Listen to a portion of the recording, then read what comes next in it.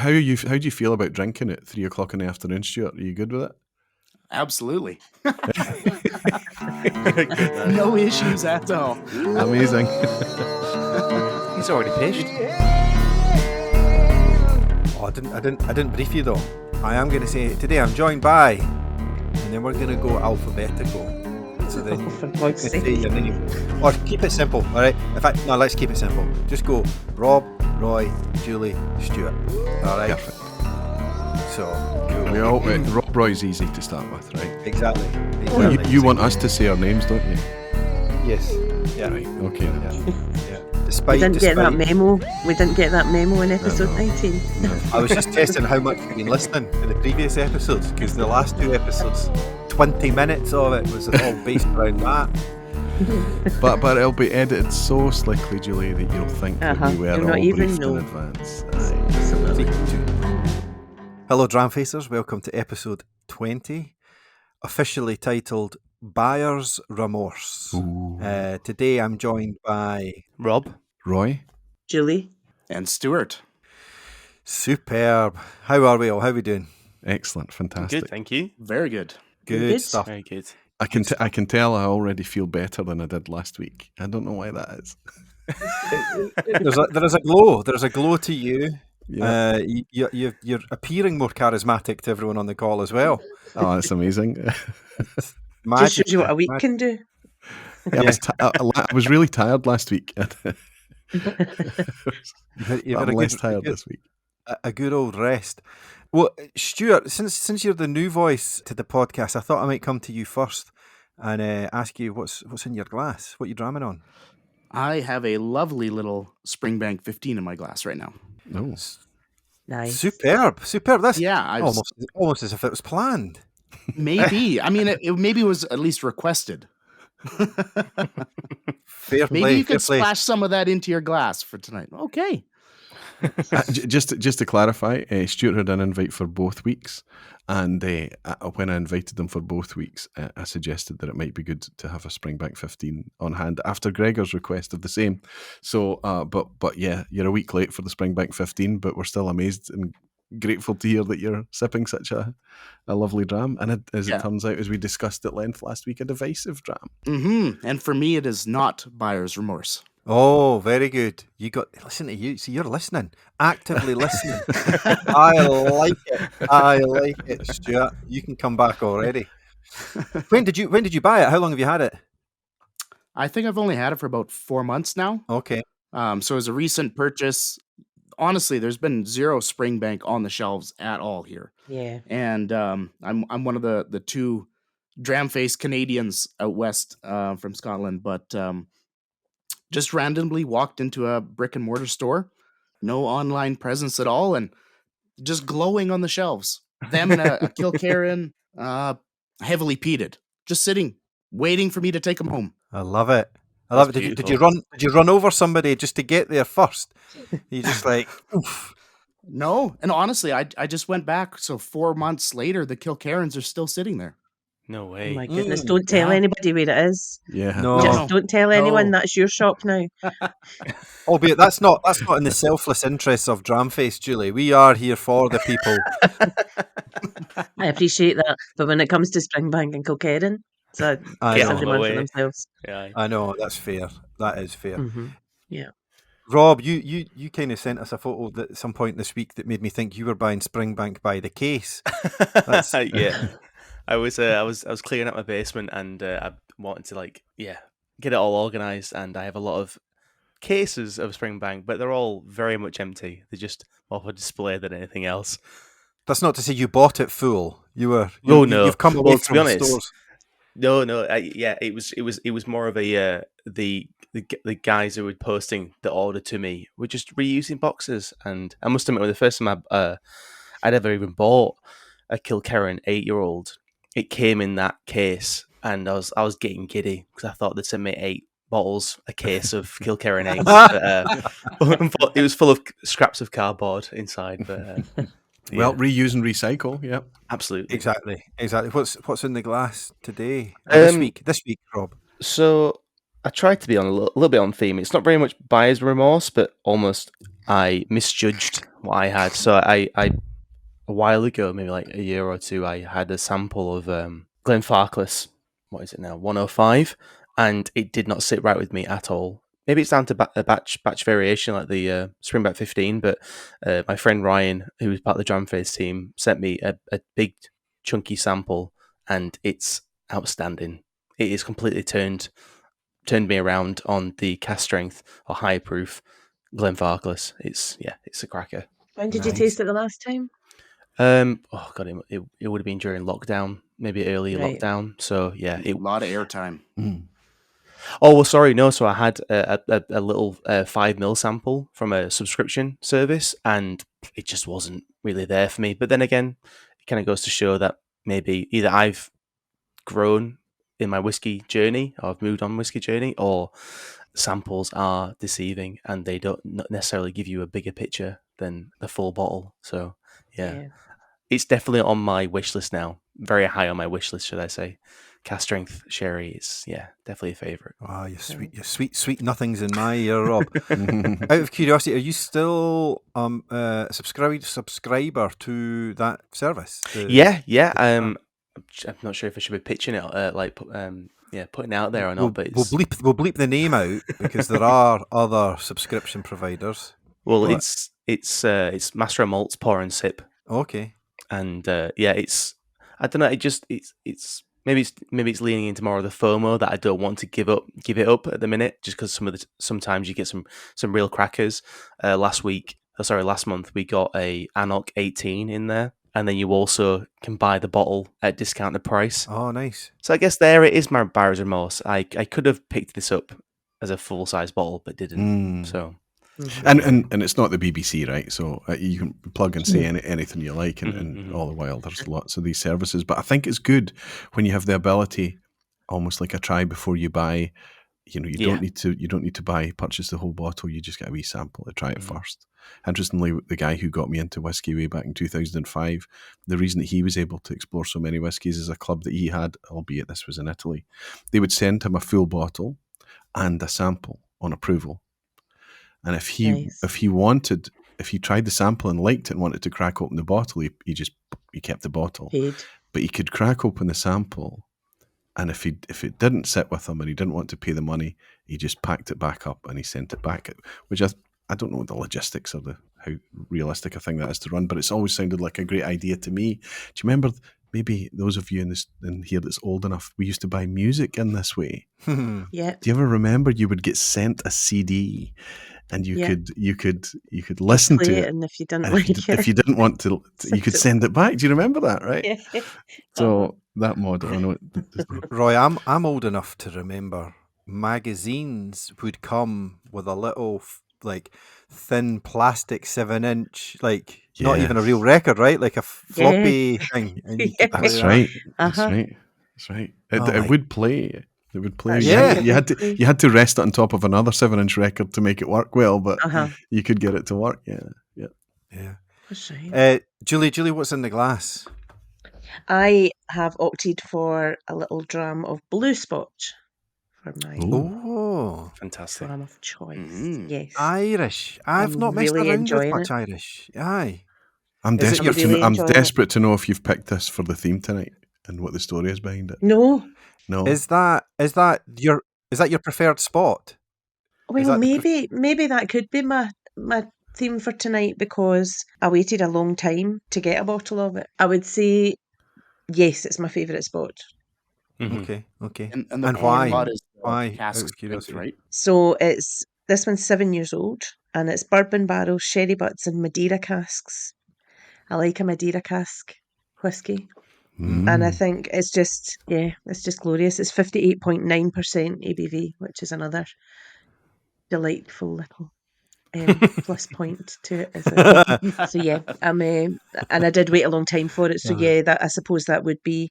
It wasn't buyer's remorse. It was waiting patiently, and I was on so many. Notify me when it comes in stock again. Yeah. And I got an email from, it was Master of Malt again. There you go. 2 plugs in one podcast. Yeah. Well done. It's a very tricky one to get a hold of, the 7-year-old, right? Very hard. So good though. But very delicious. Yeah, one of the best examples of the style, I think. See, I when think you it's say right. it's very hard, that's me then firing up my local search engine to see how difficult is it for me. Even although I'm still doing very well on my year of no buying. No, there's one bottle in Portland, Oregon. There we There go. you go. Get it. Don't It's have buyer's remorse. $100. Is it worth $100, Julie? Yeah. Yeah, Yes. yeah, definitely. 100%. Yes. Which is nuts because Oh. what we're saying is $100 bottle. Yeah, it's worth it for a 7-year-old whiskey. I know. Yeah. I know. Wow. But we're when you taste it, you're not sitting there going, "Oh, this is a 7-year-old whiskey." It's not. It's No, fully flavored. absolutely not. Mhm. Yeah. I was going to Just say as it's delicious. there's obviously, it can't be like it's not all 7-year-olds. Surely there's going to be some decent age in there. Or does it It's ride quite young? so it says matured for not less than 7 years. Right. So yeah, You know, as you bring Irish up there's so many little ABs and verses that I talk about doing. I never do. I always just reach for a dram and just enjoy the dram. But I do need to play around with Irish and Scotch and compare. I don't feel like I've built. I'm all about building up the database. I don't feel like I've built that database up of distinguishing when it's Irish or not. I do like Irish whiskey, and there's I've just found, it's been there for a long time, but I've just discovered an Irish whiskey bar who have an Irish whiskey club in Glasgow. That's definitely something I'm going to Yeah, Very it's, good. is it frequent. Maloney's or Malone's, yeah. Malone's? Yeah, Malone's. Malone's in Suckyhall Lane, Bath Lane, Suckyhall Lane. Yeah, I've seen pictures of it on socials. Lane, I think. You've Yeah. enthused about it to me and things. Yeah. Next time, He's running it for free just now, so yeah, that won't last. Like our Sure. club started like that. That won't last until when he builds it up, then he can start to charge for it. But absolutely. for yeah. now, It won't last when you talk about it on a podcast to be that has fair, yeah, a listening base of millions. Yeah, yeah. True. Millions. true. Millions of Well, Glaswegians too. Millions of Glaswegians. So if the millions of Glaswegians listening want to give it a try, Malone's are doing the second Friday of every month. He's doing a free whiskey club, and it's Wow. well worth going. That's amazing. Yeah, Mhm. Love it. yeah, super cool. Really cool bar as well. So that's Friday coming for us. I'll see you there, Julie. Yeah, it is. Roy's filing the paperwork with the wife now. Roy, what's in the glass? Well, it's an interesting one. Well, I think it's an interesting one, but I've had a bottle of this in the past, and I tried to get rid of the bottle of it, and it came back to me. And I don't want to be rude about it, but it was just generally for me at that time, and I think generally it wasn't very enjoyable for me. But to the point that when I was offered this bottle, somebody came up and said, "I've brought you something, Roy," and handed it to me. And I think my reaction, I still get this pang of guilt. You're smiling, Julie. You know what happened, right? So he pulls out the bottle and he offers it to me, and I look at it and I go, "Christ, I hate this stuff." Right? But then you have to remember and be polite and say, "Oh, thank you very much," and things. And anyway, Kind of you. it turns out that the fella that bought me this gift, Sandy from the Highlands, Sandy McDonald, he looked at me and he knew, because he's obviously heard me talking about this whiskey in the past, and he went, "Oh no," he said, "But listen, let's try this." And we opened it at the gig. It was a blind tasting in Glasgow, and not many people touched it because they saw the label and they thought they knew this whiskey, and they thought that they wouldn't touch it. And now Don't show. I want to guess. To guess what it is. there's no way you're guessing it, but go for it. Well, from what you've said, I would have said an Auchentoshan. No. Rob, have you got a guess on what? I mean, I have no idea. First, All right. It does begin with A. It's in a 50cl bottle. You have to seek it out. Julie, I'm waiting for your reaction here. It's Avonjarrick. Avonjarrick. Yeah. So, but the one I'm holding up here is a cast strength version from Avonjarrick. Okay, the one I had before, I think from memory, was 46, and I tried it and I thought, okay, this needs a bit of time. And you give it time. Eventually, I took it to a barbecue because I'm cruel. But I wanted generally to hear what other folk thought. And one guy there said, "Oh no, I quite like it." So I left it behind. And then the next time I turned up at the same place, the bottle's the exact same level. It's not been touched. And eventually it made its way around and back. I never got on with it. But this cask strength is from Madeira cask. Ah, there you go. And it's amazing. It's unique. It's still dirty and funky and odd and weird. But the Madeira cask, you've just said it, Julie. You're a fan of. I'm a fan of Madeira cask as well. Bizarrely, Yeah. last year's Ardnamurchan Madeira was resplendent. Yeah. I seem to be Mhm. drawn to it now, a Madeira cask. But for this one, it's 63% ABV, and we know that Avanjaric is going to be pretty young spirit. I don't know Yeah. what age is this, but it's like nothing else that's on the shelf. I should maybe bring it along to a club night or something, Julie, and just let Yeah. people recalibrate. Because Avanjaric, when we all tried it, they were probably just brand new, and they were brand new 4 years old. Yeah. before brand new distilleries were even a thing. That's right. And now they've been doing their thing for years, just quietly chipping away, doing very, very small scale. He's done now, production. is he not? Has he stopped now? I don't know. Is he No, is stopped? he still going? Is I Mark don't know. O'Tay burn tailing? I thought he'd stopped. Maybe he hasn't. That might be something else.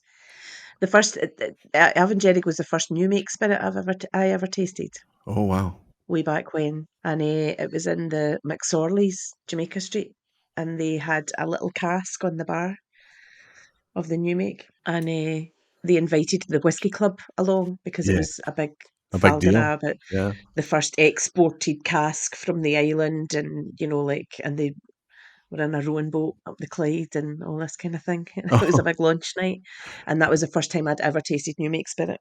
No, it was quite serendipitous that he would pick a Madeira cask Yeah. after you talking about being Madeira Yeah. leaning. What is it that Madeira lends that you pick up and I appreciate? think there's a sweetness and a richness. To me, it gives a kind of syrupy mouthfeel to the whiskey as well. Yeah. Am I right in Definitely. thinking Glenmorangie Astar was Madeira casks, or was it Nectar Door that was Madeira casks? Nectador was Sauternes. I know that. No, that's it. Sauternes, So yeah. You know, Astar was Madeira, I think, and it was oh, that's interesting. quite high ABV as well, and it was gorgeous, just lovely, silky, syrupy, unctuous, viscous liquid. It was just Well, it's gorgeous. interesting that you would say. And Interesting that you say it was the Glenmorangie a star. Uh-huh. If I'm not mistaken, I was on a blind, and someone blinded me. That it was Leanne from Scotch on the Right. Bayou. It was my number one in that flight, and it's long Yeah. gone, right? But I think it was quite heralded at the time for being particularly I'm good. just looking it up to see. There's another one on my list. See, that's now on my list of bottles that I would have chased. I would have My chased, goodness. but I'm not So gonna. I'm looking it up, and it's £199 on websites now. Wow. Oh, And that would have just been one of their special releases, yeah. right? Of a year. It wouldn't have been silly money. No, it wouldn't have been silly money at the time. Details, come on. It's not telling me that's the wrong site. Has It's not without ruffling interesting. any feathers, have Glenmorangie's special releases maintained the excitement or what that delivered? Out of curiosity, I'm not. Tale of Cake, Tale of I really like Tale Forest. of Cake. I can't remember what Tale of Cake was, but I really liked that, and I bought a bottle at the distillery. We were driving past it on our way home from Dornoch, and I went into Glenmorangie, and I hadn't been able to get Taylor Cake. I'd missed it.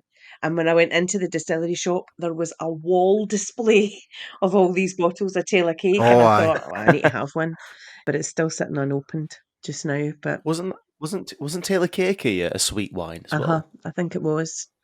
I think it Yeah. was. I think I think that distillery I like. I Yeah. was just going to say, I love Glenmorangie. It's it was my gate. It was it and a Balvenie were, I would say, my gate. I've always said were my Uh-huh. gateway whiskies. It's probably still one of the bottles I will always have a 10 around. It would probably be my calibrator that Roy loves a calibration Yeah. dram.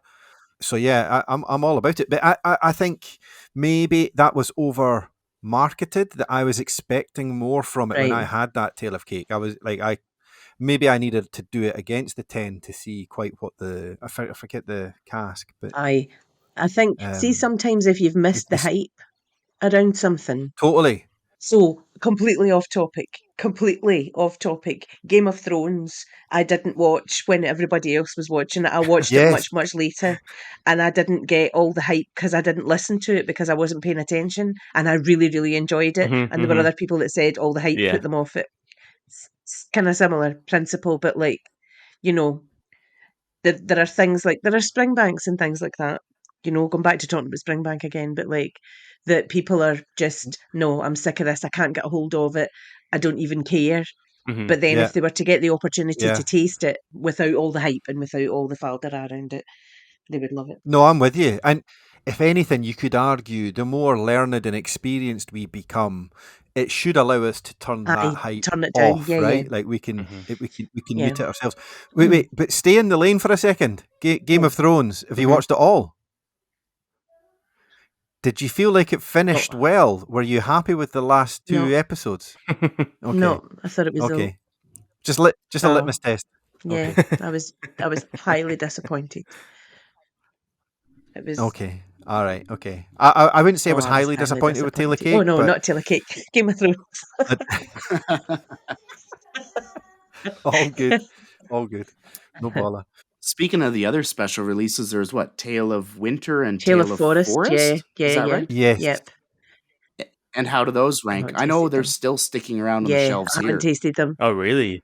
Like Tale of Cake was Yep. gone instantly, but the Yeah, other that was a ones, big. they're still sticking Yeah. around. Yeah, I've not tasted them. I remember them being at Whiskey Life Paris last year, and their display that they had was all greenery and everything. And at the time, I thought I'll go back and taste it, and never got back round to the stand again. I feel like Glenmorangie. I don't know if it's an identity crisis, but they've rebranded. Yeah. I think twice in the Yeah. last 5 years at Must be, most, Mhm. maybe yeah. even Yeah. shorter. Yep. I think it's. I don't know what they're doing there. Again, the whiskey's still great, but Do you, Right. the do you like the marketing. label then of the new 10, for example?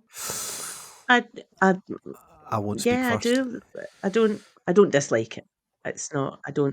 Yeah, I think it's trying to like it's just a lot of shelf presence with them, isn't it? Like it's the same thing with like Glen Scotia and the Lot Lomond Group. They're just making the name bigger on the label, and it works. It does work, and it's not a ugly bottle. Like, I know I said before in the podcast, like I'm really not engaging with the Diageo special No. releases, their labels. Yeah. I just think it's a bit overdone, and I think it just kind of takes away from what it is. It's just Yeah, I think yeah. if it was in a Johnny Walker lane of trying to make the brand as big as possible, I could accept that. But I Mhm. think it feels like they're just trying to look younger, Yeah. Mhm. and it's Sure. Yeah. not. I don't think it's in a clever Yeah. way. I think Bruichladdich do younger in a Yeah. better way. Yeah. Yeah, Yeah. definitely, I definitely. think, So and yeah, I think it's crazy and then because you see their logo, the Glenmorangie logo is beautiful. Like, and on all their Yeah, yeah boxes when it's the embossed, signet. it's really lovely. So I don't really, yeah Mhm. yeah, they don't need yeah. to. But it's funny how you But actually you mentioned Johnny Walker, and they do so much with so yeah, little. Like I've given samples before in these 10 centiliter glass bottles, and I've done it on a bias just because I'm just doing it in a rush. And people have commented that it looks like Johnny Walker, or they've tried to do a Johnny Walker kind of style of, Aye, and right. it's just it's yeah. But yet all these big brands are doing like bigger stickers. Like if you look at the Glen Scotia, the Victoriana, like it was like a little label and like another yeah, square that's right. label below it, and like a little emboss. It was beautiful, but yeah, it's yeah, Plus, try hard. it's a name that phonetically struggles in the Oh yeah, world, right? Like people put the intonation in the yeah, wrong place. So to break it up All even right, yeah, further, yeah, unless it's trying to help that, Glenmore, it's not trying to no, help. It's not. yeah, yeah. So, You feel like it did try and like break up the words so it actually would help, yeah, the way you say it, but it definitely yeah, yeah, doesn't. It was yeah, like the Jen from the Grail, and it was like Glen Morangy. Like 'cause it's an yeah. orange bottle. You say yeah. Orange, orange, yeah. yeah, Well, you, yeah, That was the unlock for me, was yeah, yeah, remembering Orange, Glenmorangie. you would never yeah. refer to oranges, would Oh, you? Oranges. I'm just nipping to the Some shop to oranges, get some of the yeah. oranges. Some orange juice. And the orangey juice. Oh, I love it. Well, we're circling back to the brief or the question I wanted to pose you all. I suppose it's a three-parter, and maybe I preface them all so you can think about them as we talk to them as well. It was a topic that came up with Rob. I think not Rob. Sorry, Roy. I think of you and Roy together now, Rob, with the Rob Roy. Those Rob Roys. Hot compliment. Yeah. It was on the back of Roy hanging with Chad and Sarah just recently as they kind of passed through Scotland from its bourbon night. And he said that the topic about like remorse buys or bottles that we regret buying, for whatever reason, did it not deliver what you were hoping, or was the hype too high that it set a bar that would never be met? So I wanted to dwell on that one for a bit, and I'll maybe share probably mine first to buy you some time to think about. Is there a bottle that you've either bought into the hype or overpaid, and it just didn't deliver? And it's a funny one.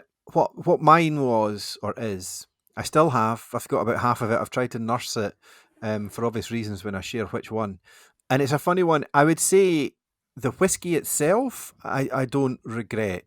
What I do regret now in my journey is the price I paid, because it was never going to live up to it. And it was when I was still quite early on in my journey, probably in the first year of being serious. And I knew all the hype around Japanese whiskey. And I was like, well, I need to try and get a Yamazaki in my life. And I knew, everyone was talking about the 18. And I happened to be passing through Tokyo airport, and I was looking around there, and it was so funny. You would walk in, they'd have bottles in windows, but then something just saying none in stock, none in stock, none. I'm going through. It's the Springbank, isn't Aye. it? But bizarrely still, they did have some. I don't know if they were display only or what, but they had a bottle and they would say none. Anyway, but there was one that didn't have none in stock, and only after the fact did I realise it was a limited Right. edition, 18. So, some one-off artwork on the bottle. Which made it Anyway, more expensive as my bottle. Aye, a wee bit. So I think, and I've talked about it in the past, I came away dropping I think it was $500 US Oh wow. on it. But check how much a bottle costs now, and you wouldn't smirk, or 500 doesn't even flinch. You're lucky, I think, if you could get one for 800 now. But I would say the bottle I regret the most would be a Yamazaki 18, because clearly the juice was never going to live up to the hype, and it was never going to live up to It's the price. interesting that you say that, as that's the one you regret buying. So when I was very early in my whiskey journey as well, I'm sure I've spoken about this before with you guys, like I would not have been paying, like it would have been a considered purchase for me to spend £70 on a bottle of whiskey at this point in my life. And I have a bottle of Yamazaki 18 sitting on the shelf with an inch left in it, and it's probably bust by now because I've had it for so long. But I did not pay more than £70 or £80 for that in duty free all those years ago, and I'm going back a very long time ago.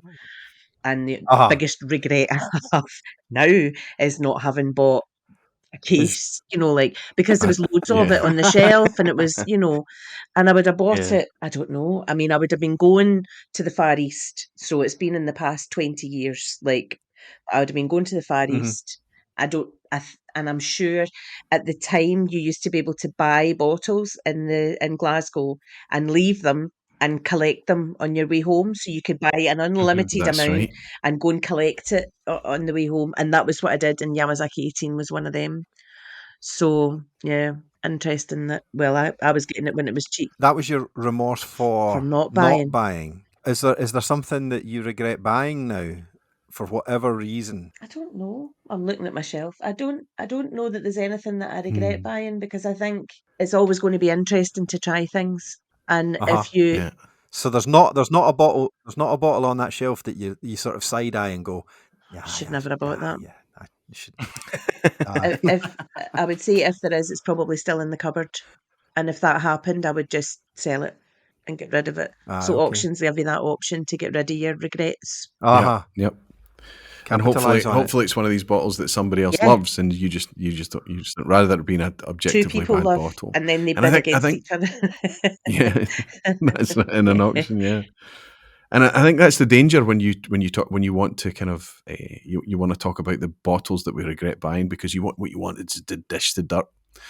And obviously the thing is that somebody's trash is one person's trash is another person's treasure, and the ones that sit and linger on the shelf for me, they're probably not worth talking about because it tends to be indies. You know, one that often we can't try Yeah. before we buy. So you go, oh no, I trust this indie, I trust them. And you look at the profile and you say, okay, I'll give this a go. So I've got some here that are a bit hot and nippy, and they're not that enjoyable to drink because they're fussy, you need a lot of water. Or it's, you know, you've tried that red wine cask on a 14-year-old Dulune again, and it's still not working, right? And all of these are types of things. So for me to mention the bottles, Gregor, is I feel bad about it, because not only will somebody actually quite like those bottles, but potentially you're then saying, oh, you mentioned an independent bottler that you regret buying, and suddenly you're tarring everything that they release with that regret brush. Also, as Julie touched upon there, but when I'm buying whiskey, I want a library of references and experiences, right? You just want to build up a library of, and that needs to colour in all possibilities. And sometimes that means something that's just not very good. I've got bottles here that that are clearly corked. It's corked whiskey. But if somebody comes to me and says, "Oh, I don't know, I've never tried corked whiskey, and there's one I've got, and it does taste like turnips," and it's corked. Here, taste this. You know, you've got this kind of reference. You say, "This is what corked whiskey tastes like." You know, this is what far too young whiskey tastes like. This is really hot whiskey. This is really whatever the perceived fault or whatever may be in the whiskey. You've got something there that you can use as part of your reference library, I suppose. Yeah. So, Another thing as well is if you're a member of a whiskey club and you're getting to try whiskies, so like I'll use our club as the example. We meet twice a month, and if you come along to every single event, you're going to taste, at the very least, you're going to taste 12 to 14 whiskies a month. And and you can base choices on things like that as well. So I think it starts to even out the playing field and making mistakes. yes. Because you've got you've got the opportunity to try different things, and people swap samples all the time because you're meeting with like-minded people, so they're all sharing whiskey and that kind of evangelizing part of it, taking drams of your new find. The last bottle I bought that was a new find when I was on the VPub, I bought 2 bottles of it for that very reason, and I shared the first bottle. So it's, yeah. Have you talked about it yet? What that was? Can we guess? You can guess. It's not the first one that I was talking about last week. Oh, okay. That was my No, guess. this that one was the Indian whiskey that I would Oh, have laid my life on being Irish. oh! You didn't hear the controversy about this recently, did you? Right, I'm going to just say it. I've already got my face knows no shades of red brighter, so it's fine. I've laid myself bare. So Roddy and I are doing a VPub on Thursday night, and we're doing blind challenges as we do, and it's all about age statement, guess the age, right? And I had just rinsed my bottle of Indri, right? Just finished it, and actually second bottle because one of the first ones I gave away. I guess so. I'd replaced it and rinsed that as well because Julie, you and I agree it's amazing whiskey, right? Yeah, it's great. For 40 quid, amazing. So I'm fairly familiar. It's fresh in my memory. It's fresh on the palate. That tropical fruit, slightly funky, slightly odd, but there is something very familiar about it too. Sarah from the Good Spirits Company also decides to get in on the act. She's decided that we are playing a game of Gauge the Age, which is a brilliant name for it. And she gives Roddy 2 blind samples for us to open live. And I'm game. Yeah, absolutely. I open the sample, we pour it, and Roddy and I have got our nose in, and I'm competing with Roddy. So I can never compete, right? So it's Roddy, right? But I go anyway. And I taste it, and the first thing is, this is Indri. This is Indri. And then because it's age stated, she wants us to talk about age. Then clearly, what she wants to point out is how youthful this Indri is, right? And how ridiculously good it is at such a young age to bring all that fruit character and everything. I said, this really feels like injury. And I just like puff out my chest. Really All smug. the confidence that comes with too many drams and sitting there with Roddy and things. And I said, Rod, I'm going to say it. I think this is 4-year-old Indian whiskey. And Roddy's looking at me going, oh, that's interesting. And suddenly his eyes are flashing. He's going, what? But he said, no, I think it's Scotch. He says, I think this is Scotch. But I agree. He said, I think it's young. There's a wee jaggy edge to this. And I said, right, okay, I'm going to just say it. I think it's Indri Trini. I think that's what it is. And I was so confident. I was so confident. And then he opens the envelope and it's Ben Romack, 21-year-old. Right, you're not laughing out loud, but I can see you rocking in your seats going, oh, because you can feel the embarrassment. Roddy was embarrassed, but I was in a different continent. Oh my goodness. I wasn't close on age, I wasn't close on category or anything. But you've tried that blind, you tried that Indri blind, I believe. And it was right? on the world whiskies you were doing. So there was an Irish in the lineup. And I knew, because you'd done the partial reveal, I knew there was an Indian in the lineup. And I badged Craigellachie as the Indian whiskey and the Indri as the Irish whiskey. And then once we got the names, I was able to match them up. But yeah. Do you know why I don't actually feel any real embarrassment about doing that live on the VPub? Because every single member of my audience will look at it and go, I know, I've been there.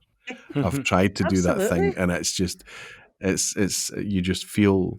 I have to say that Indri is a revelation for me this year.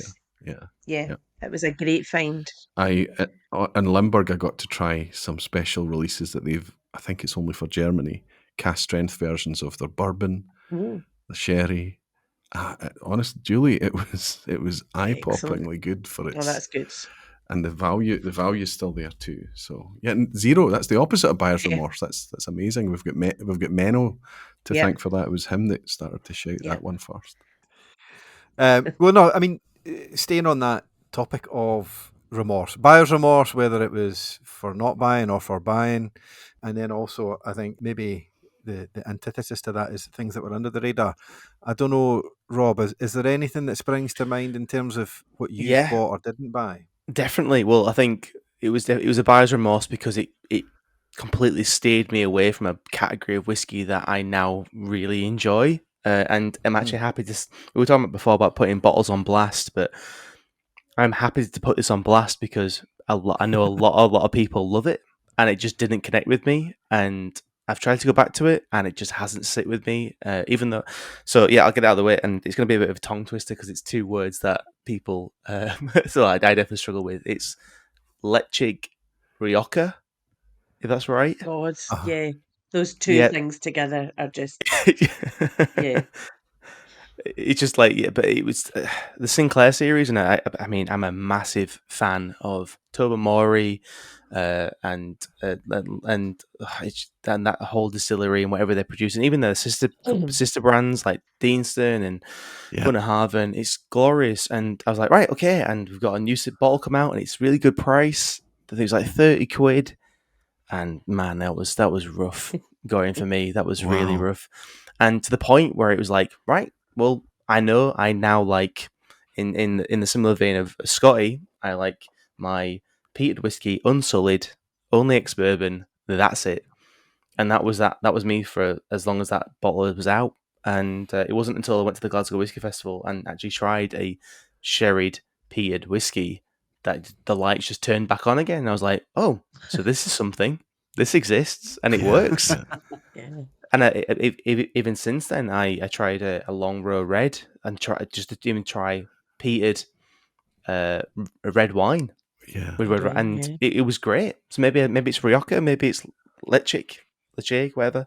It just didn't sit with me. And I take it you've tried, just in the off chance, you've tried that very expression from other bottles other than the one that you bought, right? As in the Rioja. Yeah. I've not come across a Rioja peated yet. That you I don't think I've even tried a Rioja wine on its own, to be honest. Rioja is good as a wine. Very good. Spot on. It's lovely. I'm more of a Malbec man myself, but yeah, no. But Rioja is very specific. That I think I'm right. I'm not a wine expert at all, but I think all Rioja is from Spain. Yeah. Yeah. Right. Whereas Malbec is kind of Argentinian and Californian and all over the place and things. But I think that that Sinclair series Rioja Lechic, everybody knows I don't like red wine maturation, or I prefer it less, let's say. But I couldn't believe how amazing a thing that they pulled off for £33. I thought it was amazing. Recently, Noble Rebel, the blended malts that's come out from Loch Lomond Group, Yeah. they also did. Their Smoke Symphony also has Rioja finishing. And I think that it's very similar in profile. Did you try that one, Rob? I didn't actually. That's really funny. I know I went to the Leeds Whiskey Festival, and all 3 bottles were there, and that's the only one I didn't try. Because I you think it were was put off. You were put Yeah, off. Because you still had PTSD. You were you didn't want to go near it. Yeah, maybe. But then again, I tried the 18 Lechic, and it's gorgeous. And that's I didn't think I liked it until I started tasting independently bottled stuff and just single casks of it, and it completely changed my mind. Lechic, you talking about generally? Yeah. I think it's fantastic. But I also think that you'll be familiar with it, Julie, back from the days when it was all over the place. Yeah. Every bottle was a gamble, even from the Indies, Yeah. especially from the Indies. It was one of these whiskies Absolutely. you had to try. But now the management there, the quality control has been bumped right up. Yeah. You might remember bringing a single malts of Scotland 11-year-old did. to the club one night and a Yeah. Lechic, and I was so rude. You might remember me going on my phone while you were presenting the bottle to buy the only I was bottle left delighted. online. And it was 11 years old. And if my memory serves me right, we're going back to maybe 2019, 2018. 2019 it would have been, yeah. Yeah. And it was £110 Yeah. for an 11-year-old single malts of Scotland Lechic. So there's That's good, no though. way I would do that. There's no way I would spend that money. Without it being really good. And then Yeah. you taste it and you go, my goodness. And it's like you say, Rob, it's like the sherry and peat, when you tasted that at the festivals, that just works. Sometimes sherry and peat together, it's almost, it's not balanced. You can't call it balance because it's like two of the dials on the controls panel has been cranked up to 11. It's a battle, isn't it? Yeah. Yeah. And it's somehow, it sometimes just seems to work so well. Very mood driven, no doubt, but tremendous. And that Lechic 11 was a crack. I had a discovery of another whiskey that I didn't think I liked because of poor experience until I found one that I did, was Ben Nevis. And then I started to taste Ben Nevis that was from 1996 and fell in love with Ben Nevis and was just like, oh my God, this is the best thing ever. And then, so there's Ben Nevis and there's different styles and all the rest of it. And I had one, it was in my last job, and there were people who absolutely loved it, raved about it, thought it was the best Ben Nevis they'd ever tasted. And I thought it smelled like pickled onion Monster Munch. And I had to put a wee sad face on the box so that I would remember not to drink any of it, because it was just so far away from what I enjoyed. And just like that, it was 1996 Ben Nevis and blah, blah, blah. And I was so disappointed. Had I bought a bottle of that on the basis that it was a 96 Ben Nevis, I would have been heartbroken because it would have been really expensive. Yeah, I was very fortunate that I had tasting stock of it. Well, or not, as the case may be, because it was pickled onion Monster Munch. Pickled onion Monster Munch would get me in. Friends of mine who were just like, this is the best thing I've ever tasted. It's just gorgeous, and no, it wasn't for me. As long as it didn't smell like the Arna Gherkin. I was just going to say the Arna Gherkin for me is pickled onion Monster Munch. Is fantastic. Yeah. Oh. Yeah. Did you like that, Rob? I adore it. I absolutely adore it. I had some from Sevi, and then it got passed around as well at the Glasgow Whiskey Festival. At the festival, it's fantastic. I really wanted to buy a bottle because my daughter and bless her, she's 3 years old, but she eats those huge pickled onions and like an apple in her hand. But she bites into it, and I just wanted to bring it home, but look, it's in whiskey as well. One day. Yeah, exactly. Yeah, put it aside for her. Yeah. Oh dear. No, the less we talk about that, Dram, the better. Stuart, what about yourself? Have you got a bottle that you've regretted buying, or a bottle that you didn't get and regret now? There's probably a couple. I think one of them was actually a birth year bottle that we actually just cracked a week ago with friends. Wow. And, I found it on an auction, shipped it halfway across the world. It was a well-aged, stated, birth year bottle, and we cracked it, and we kind of, it was about halfway through the night, so maybe our expectations were a little wonky, but it kind of was a resounding kind of like, that's not what we were hoping for. It was kind of sharp and singular, and again, a single cask, kind of like Roy was talking about. You kind of might end up sitting on the shelf for a little while now, but I think part of the problem was it followed on the footsteps of a 22-year-old from that boutique whiskey company, and it was a gorgeous whiskey. So then I was like, okay, we're going to be building up to this birth year whiskey, yeah, and it was a resounding letdown. Oh, Can you tell us what it was? So yeah. It's a 34-year-old Invergordon. Oh, So it was a grain whiskey. I like grain whiskeys, especially when they get north of 20 years, 25 years. They kind of can settle in and be very gentle, especially for a cask strength. And no, it didn't hit on that night, but I'll keep coming back to it. But a little regret on it right now. What has it been matured in? Bourbon, Okay. single X bourbon. Yeah, I bet some oxidization in the bottle will fix that.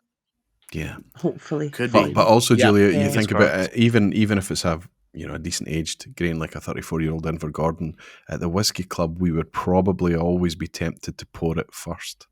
Yeah, Right. absolutely. Yeah. So these guys coming to it halfway through the night might have been unfair Very true. on the whiskey. There's quite a lot of we had fragility there, a lot of Yeah. kind of sweetness. Yeah. Very true.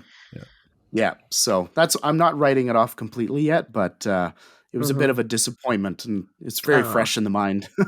Well, especially when the investment that you've put into buying it and shipping it, and What was the strength of it as well? Sorry, I'd love Invergordon, so it's just Oh, fair enough. No, I think it's about a 52%. okay. All right, just a little bit of water and a little bit of time, and it'll probably be. And it'll be one of those whiskies where it just disappears when you get to that point where it is amazing, and it'll disappear off the scale. It's always the case. Always the Stuart, case.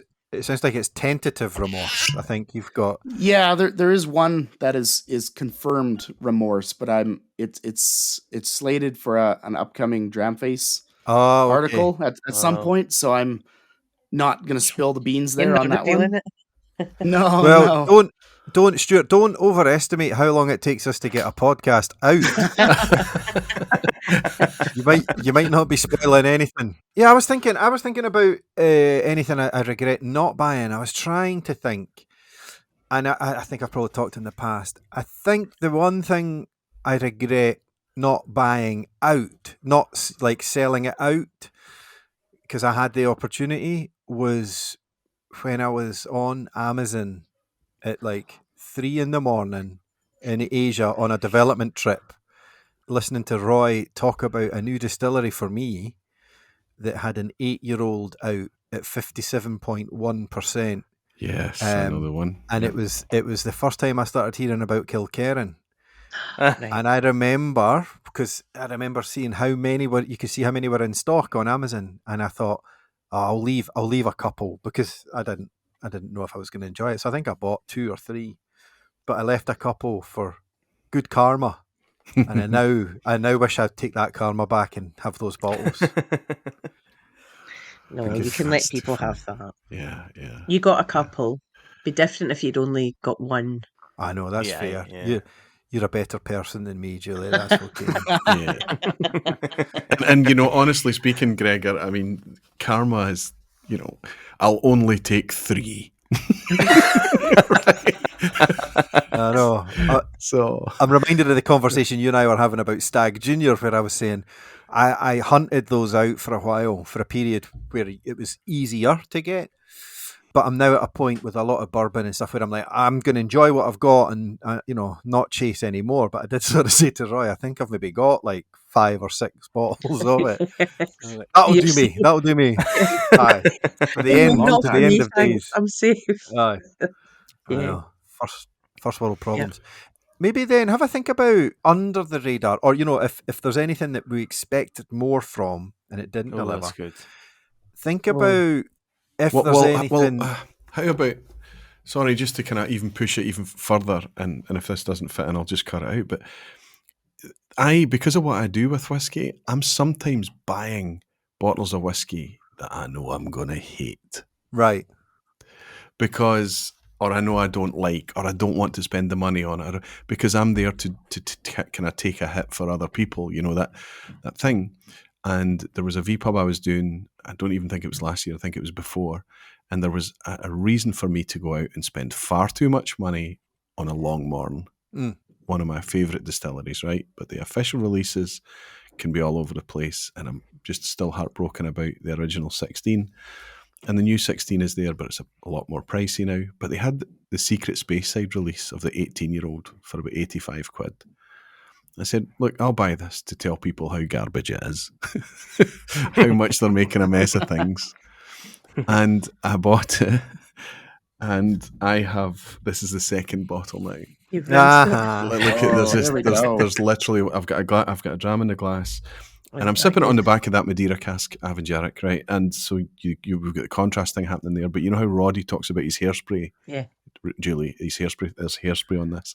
There's this lovely kind of fragile, foamy almost sense of effervescent perfume on all the top notes are all there.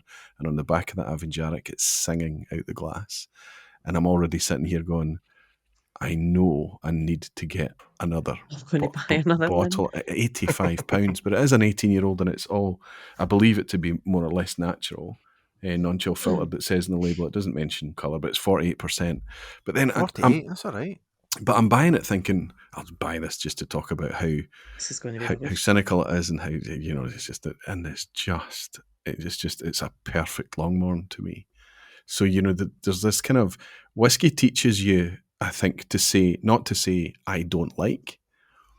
And I think whiskey's pretty good at teaching you, especially to say I don't like before you've even bloody put your nose in the glass. And it's still, we get conditioned, don't we? We get continually, we just get this bad feeling. And it's like Rob and his Rioja. He's going to find a Rioja that he loves and one day, but it's we just need to keep being a wee bit open-minded.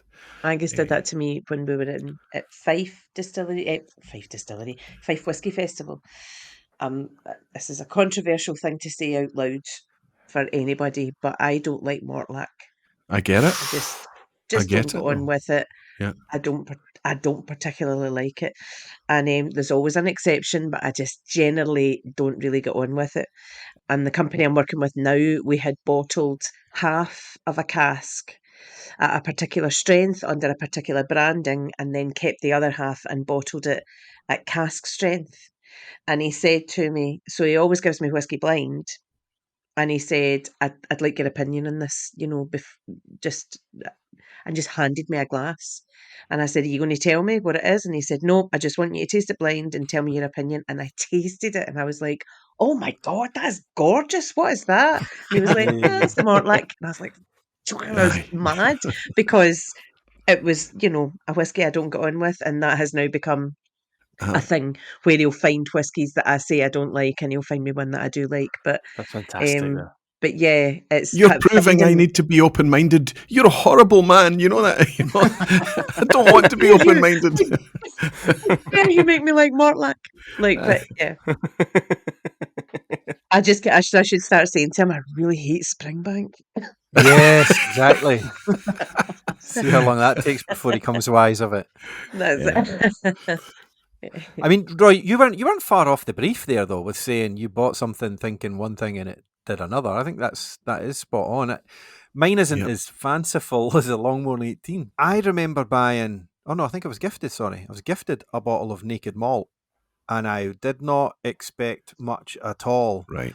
And I rinsed that bottle over 2 nights. You at loved Christmas that, when I was didn't back you? home. Yeah. I just again, just because it delivered more than I was ever expecting. Yeah. And I loved it for it. I haven't replaced it yet because I'm in a no bottle ban, but it would be one that you wouldn't mind rinsing. You know, But it's what like is it, £20, $20 where you are? Yeah, something crazy like that. Yeah. I know, I get it completely. But I get again, it it's still completely. good whiskey. It's still good whiskey. You could put that in a blind, and I'm Yeah, pretty sure it definitely. would fare well. Yes, absolutely. And it's a great room pleaser as well. It's the ABV makes it easy. The sherry Yeah. cask, it's, dare I say, it's a very smooth whiskey. So it's going to be something that you can feel confident about pouring for pretty much anyone. Mm-hmm. And even the whiskey snobs that are out there, if they were picking it up and sipping it blind, you know that they're not going to call it out as being anything poor or cheap. It is a very good job that they've done. I think it's a good Yeah. gateway one as well. I took it to a wedding and it got passed around multiple tables, and people were like seeing it as famous grouse, but then realizing actually it's something that it's approachable and really different. really enjoy. Yeah, different. They really enjoyed it. Yeah. Uh-huh. Yeah. What about yourself, Rob? Anything again like a sleeper or something that surprised you? See, that's difficult because I mean, I kind of I try to really go hard on like reviews and see like I don't really like kind of rarely pick like stab in the dark bottle You don't buying. gamble. Not You're not a really. gambler. No, not really. I'm more like a tried and tested kind of purchaser. That's why again, like with the Leche, like that was a bit of a surprise. So yeah, I'm a tried and tested buyer. Fair. Yeah. Fair. What about yourself, Stuart? Loch Lomond. Kind of stumbled on it a few years ago. There's not much distribution out here, so there's standard Inchmoan, Inchmurrin, which I believe they're phasing out now. Correct? I No, think. no. No? Okay. Anyway, stumbled on those, and now it's just been the independent bottlers of Uh-huh. Loch Lomond has been. So I've had some lovely North Stars.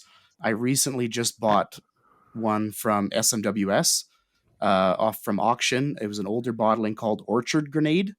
It's an 8-year-old, nice. and I just bought it for the name, honestly. Like Orchard Grenade and Loch Lomond, sign me up. And it's just amazing.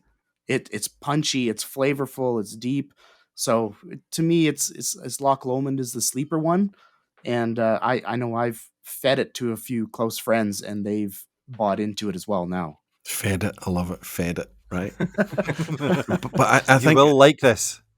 yeah, that's right. But I think it's another marker of, you look at Aaron, how it's transformed, and look at Tomatin, how it completely transformed. It moved away from blend stock and focused on single malts, I don't know, about 10 or 15 years ago. And Loch Lomond, the same, maybe more recently than that. And now we're starting to taste the fruits of the changes there. When they start to make a product that they want to label as their own distillery name, and they want to do it as a single malt, the changes is wonderful to be able to taste. So maybe I haven't heard that they're phasing out the standard 12-year-old. Maybe there's certainly they did a very recent rebranding on it, to make it all clear that it was all 12-year-old Loch Lomond, but change the colours and make the name Inchmurrin and Inchmoan smaller, I think, or less obvious. But I think that the quality there is all about prioritising single malt. And Julie was there the night that we had, it was Michael Henry, hosted us and spent the whole night absolutely wooing us with everything that he was making, and not once did he talk about a cask. Everything was what he's doing to create flavour in the distillation. And it was... And everything came in half-litre sample bottles as well. Yeah, so yeah. there was no standard stuff that came. Here's what's on the horizon from us. Here's what we're working on. Here's fantastic. And it just super geeky. and but for you to be able to take, this is from the Swan Neck, this is from the Straight Neck, this is and just be able to taste them side by side, and just it's just like it's a treat. Just terrific and stuff. That's not to say they don't believe in the wood either. It's more just to show, like, it's great here already. Yeah. Well, he was better. demonstrating to a group of people who understand it, a group of whiskey geeks that understand it. He wasn't coming along to do a sales pitch about, and buy your 18-year-old or, this kind of thing. It was actually given us a kind of deep dive into the distillation process and the fermentation process and all that. And it was silent, wasn't it? It was just everybody just sat listening I know, to him. because it He's was just it was Ian. It was Ian. I remember Ian just breaking out and he just said, he broke the silence by saying, "Can I be your friend?" He said. But the thing that was compelling about it is that, you know, remember the Gordon MacPhail campaign that was Wood makes the whiskey. Mhm. You'll go around a tour and they'll tell you how anything between 60 or 80% of the flavour comes from the wood and all of that stuff. And of course, you're either going to make that statement because you're an independent bottler who are filling your own casks. So you're going Yeah. to talk about the wood and you're not making your own whiskey. Or you're maybe going to be talking about that you don't really, you're making just efficient spirit and then hoping that you can have some good casks or something. But what Loch Lomond were talking about there, which is very much the zeitgeist right now. Look at the Thompson brothers, look at Springbank, look at any, you know, they're trying to get the most flavour out of every stage of the process. And he was trying to demonstrate in that session how much flavour you could build before you've even put it in a cask. Yeah. And that was a lights on moment for me. It was like, yeah, okay, now, you know, this isn't something that you just talk about. Here's a practical demonstration of it in the glasses in front of us. Aye, amazing. So that Yeah. is sorry, Super that cool was a to tangent there, listen to. Stuart, but you're right. I think it's a perfect call for a sleeper. Yeah. Yeah. I agree. Roy, was there any other sleepers from your side? Well, I think, honestly, that our future is going to be full of sleepers. Julie's discovered her Indri in the Glenwivis, right? Through sipping them. Yeah. Oh Through, my goodness. yeah, Yeah. amazing. And I was talking to Roddy about Glenwivis recently, and he's, you know how Roddy, Roddy's so easy to love, right?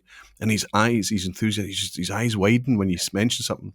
And I mentioned Glenwivis, and he went, oh, aye, absolutely. We were talking about fermentation flavours, or flavours that Yeah. come from fermentation. Glenwivis, the tropical side. And I met somebody recently who said, I didn't really enjoy that Glenwivis. It was very young and spirity and jaggy. I said, well, that's exactly what it is. It's 3-year-old. It is very spirit forward, Yeah. and if you don't like spirity whiskey, you might not like it, but you need to pick up on that tropical fruit that's coming through at 3 years old. It's ridiculous. Yeah. That was a revelation for me. I felt like I was, you know, like if I'd had a suitcase in a stand, I'd have been selling it in street markets. Like it was just so good, and as a result, they gave me a bottle of the inaugural bottling Oh, superb. Oh, at the whiskey festival. She brought Lindy brought me along because she said, I really want you to have this. Like they let me try it at Dornoch. That was the first time I met them. And she said, I'm really keen to see what you think of the inaugural tasting, the inaugural bottling. And I thought, oh my God, please like it, please like it, please like it. Because I was in front of them tasting it. And it was great as well. And she brought me a bottle of it. It was Well, I lovely. hear that the people there as well are fabulous people too, Oh, and yeah. they're really Yeah, they're excited. all lovely. And Yeah. about, I mean, the crowdsourced distillery as well, crazy, right? Yeah. It's 100% community owned. It's just brilliant. community funded, How- yeah, amazing. How's the numbers doing? How much are they getting out into the market now? Do we know? Well, interestingly, there was enough of the very, very first bottle, the inaugural, just went to invested people and pre-orders and things. So Julie was lucky to be able to taste that. But the one that they brought Oh, out yeah, that we all tried, the blind tasting one, that was a big outturn, and it was available for a while. And I managed to pick up a spare bottle at the Good Spirits Is it Company. not So available anymore? You just Panic. heard the sound of my heart breaking there. Well, In case you missed that. I don't. You and I know, Julie, that even if it ends up we have to pick it up at auction, it's not going. We're not going to be fighting people for it, right? Yeah. It's going to be Yeah. something that we can hopefully get. And It's my point was when Roy. Gregor asked me there, you know, what about sleepers for you? I mean, the Indri, the Glenwivis, Loch Lomond, and just so many. I mean, that Kuboken that came out at the end of last year, the 15-year-old Kuboken. Did you try it, Julie? No, I don't think I did Oh try my it. goodness! It's just it comes from nowhere. That bottles like that just come from nowhere, right? And you go, oh, why are we panicking? The future and is of all gonna whiskey. be fine. It's going to be fine. And I remember messaging, and I know I wasn't the only one I met. I remember messaging Scott at Tomatin and saying, how can you just pull this out from nowhere? and just have suddenly there's non-age stated Kubokins for as long as we've known the range, and then suddenly bang, full maturation and all, also 15 years old age statement, and you just think so the future. I think the takeaway, the open-minded attitude means that all of these sleepers are just there waiting for us. That's their definition, right? They're just literally lying there sleeping. And I think I'm really excited to see what they're going to do at Tormore as well. Oh, aye. What Elixir? How they're going to? And I don't think it's going to be a quick turnaround. By the way, I'm not sure. No, I don't. Well, I don't know, but no, I'm not expecting so. But I just poured myself a brave spirits, Brave New Spirits. They're Tormore, and I was tasting it there, thinking, I'm looking forward to that. So Because that's a distillery that I think is fantastic.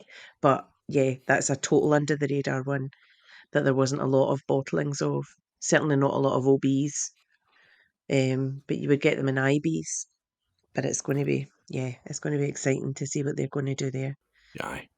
Julie, do you know what I know you're excited for as well? What's that? It's for this week's I Am A Distillery. Oh, well, yeah. I mean, this guy is slick. That's why he's got this job, right? I mean, he is. That's why he gets paid the big bucks. That's what it is. You lot getting paid?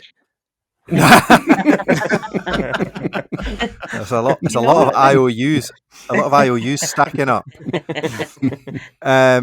Stuart, do you know how to play I Am A Distillery? Out of curiosity, I do. Although my knowledge base of the Scottish distilleries is limited. Don't you worry. All right. You might just be lucky. Yeah. Well, my only guidance is shoot your shot, because you never know when somebody might get there before you. 10 questions, ambiguous down to very detailed. You only get one go, remember? Yeah. And like we didn't learn last week, don't give it away at the end. If someone's still playing along, it's still good for them to play along. I didn't give it away. I didn't give it away, did I? And even if I did, I'll edit it out. Exactly. And now you've got to edit this bit out as well. All good. All right, here we go, gang. Oh, sorry, this is actually another one that's crowdsourced. So many thanks to Dramface or Brian Caballas. He's very active in the comments, and I'm a big fan of the podcast. So cheers, Brian, and cheers. Here we go. So question 1: I am a distillery. Okay. No, one of us is going to take that 1 week. One of us is just going to. I know. like you know what?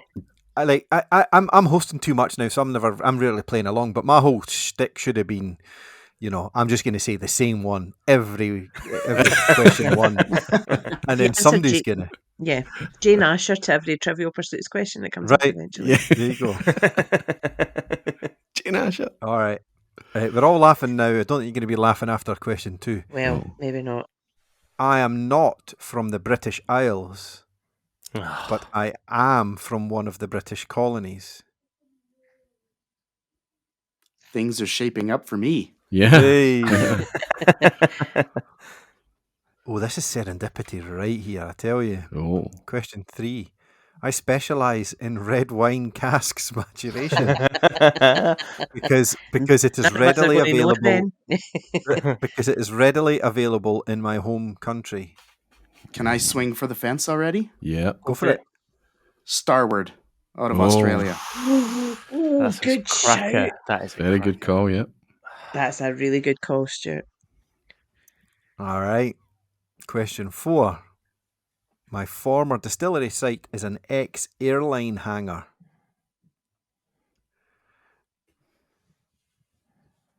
Question 5. Diageo Distill Ventures invested in me to keep up with the demand of my whiskey. Question 6. Due to my home's 4 seasons in a day climate, I have a very high Angel's share. So we're not supposed to say anything in order because we can't give it No, away for the because people playing. there's that one person that's still trying to guess right now. Still playing. But We're just all nodding and shaking. but just I know. by us all remaining utterly silent instead of shouting, Sullivan's Cove and all of this stuff. Fair. Right? Fair. It's kind of sometimes what you don't say is louder than what you say, right? That's fair. For the listeners, it was comical. Stuart clearly realised he was onto something, and Julie's sitting going, Yeah. nodding her head going, like a mime. And to illustrate that, Gregor nodded his head. Realised that was saying not going to translate across the audio platforms because this is a podcast. I gave you Question a 7. thumbs up. I know. Question 7. One of my slogans is whiskey done different. Question 8. My core range are non-age statement whiskies: Twofold, Left Field, Nova, Solera and Fortis. I released a special 15th year anniversary bottling called Vitalis. Question 9. My owner says my name is from his dream to reach for the stars. Hey. Still playing along, stars. And not connected to a popular Lucasfilm Disney sci-fi movie. Of course, we are Starward. Wait. Well Well done, Stuart. Hey, thank you. I mean, when you you pitched go. in and answered, there were still multiple options open. But Absolutely. I was on the same colony as you. But yeah, that's a nice done, man. that's a nice night. That was right there. incredible. Well done. Yeah, well done. Yeah, very good. Yeah. Stuart, it was a perfect one for you to be on. So you were. It was. Absolutely. Yeah. Nailed it. Yeah. I wonder if that was chosen by our MC here. Yeah.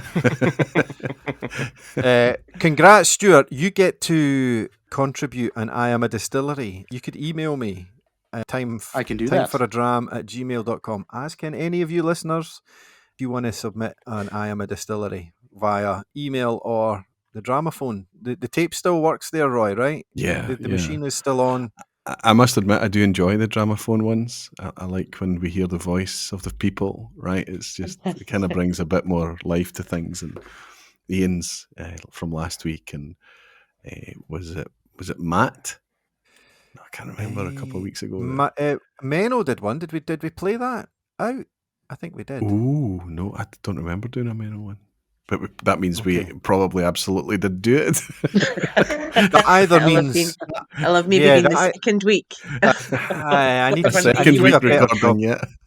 I do need to do a better job of tracking what ones we've used. Menno, if we didn't use yours, it's probably because it cut off, and you might need to send me it again, because I think there is a time limit on the Dramaphone or what, but all good.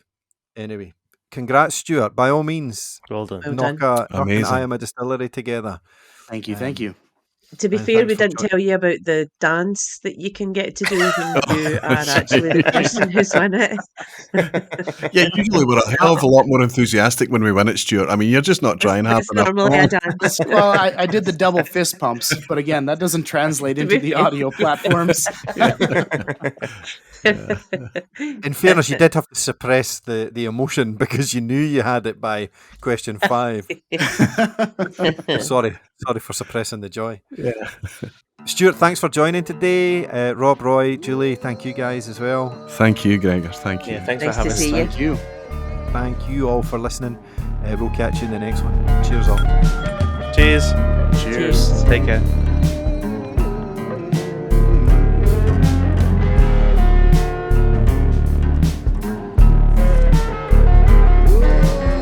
An hour and a half. Okay, we're getting slick. An hour and a half. Can we try and keep it to an hour? An hour and a half.